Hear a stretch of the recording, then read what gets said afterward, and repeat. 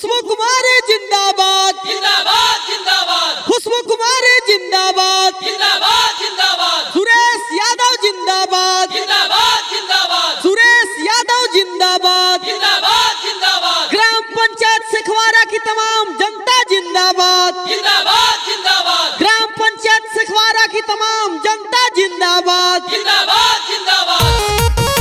जीत की खातिर बस जुनून चाहिए, जीत की खातिर बस जुनून चाहिए, जिसमें उबाल हो ऐसा खून चाहिए। ये आसमान भी आ जाएगा जमीन पर, ये आसमान भी आ जाएगा जमीन पर, बस इरादों में जीत की गूंज चाहिए। फिर सारा 5 पद से खाड़ होती खुशबू कुमारी, फिर सारा 5 पद से खाड़ होती खुशबू कुमारी। इनके के बिजाई बनई हाजी ए जी, भारी बहुमत से जीतई हाजी। पंचायत सिखवारा से खाड़ होती खुशबू कुमारी, पंचायत सिखवारा से खाड़ होती खुशबू कुमारी। फेरू से सरपंच बनई हाजी ए जी, सुरेश यादव के लजिया बचई हाजी।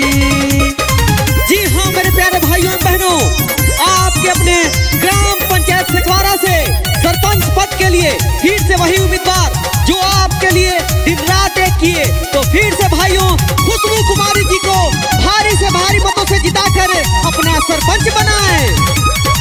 न्याय व्यवस्था पंचायत में सुधारले, भइल नहीं रहे जवन काम इहे कइले। ए भैया इनके जितैहा हो।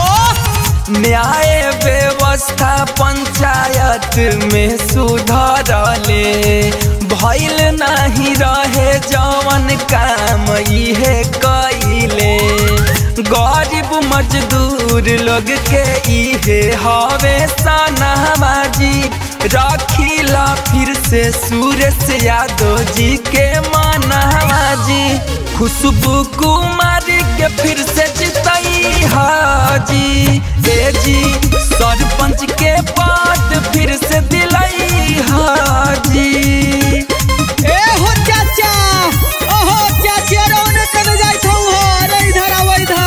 अरे एक बार जानी था ना, पिछला 5 साल में सरपंच पद पर रहते हुए खुशबू कुमारी जी कितना अच्छा काम करला थी, तो फिर से उनके जितावे के है और सुरेश यादव भैया के लाज बचावे के है। सुरेश यादव हथिन ने कई नसान जी, अमीर गरीब सबके देखथिन एक समान जी। अरे सुनी था हूँ ना भैया, सुरेश यादव हथिन ने कई नसान जी, अमीर गरीब सबके देखथिन एक समान जी। गावे गावे घरे घरे बाटे इहे हाला हो, विजयी के फिर से पहिरावे के बामाला हो। सिंटू यादव के बात न भुलई हाजी ए जी, खुशबू कुमारी के जीतई हाजी। पंचायत सिखवारा से खाड़ होती खुशबू कुमारी, पंचायत सिखवारा से खाड़ होती खुशबू कुमारी। फेरू से सरपंच बनई हाजी ए जी, सुरेश यादव के लजिया बच